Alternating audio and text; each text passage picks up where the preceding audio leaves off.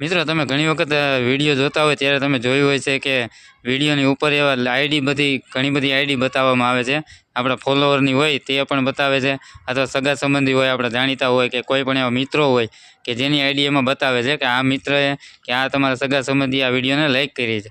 તો તમે પણ જ્યારે રીલ જોતા હોય ત્યારે લાઇક કરો છો, કમેન્ટ કરો છો, તો આ વસ્તુ બીજા લોકોને પણ બતાવે છે.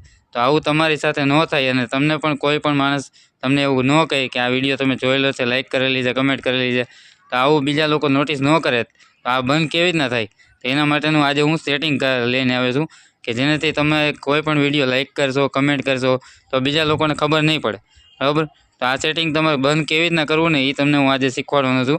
એટલે વિડીયોને છેલ્લે સુધી જોજો અને બીજા મિત્રોને પણ શેર કરો, જેથી સેટિંગ છે એની આઈડીમાં બંધ થઈ જાય ને એટલે બીજા મિત્રોને ખબર ન પડે કે તમે શું કમેન્ટ કરી છે, કે કયા વિડીયો તમે જોવો છો, કેવા વિડીયો છે અને કેવા વિડીયોને તમે લાઇક કરો છો.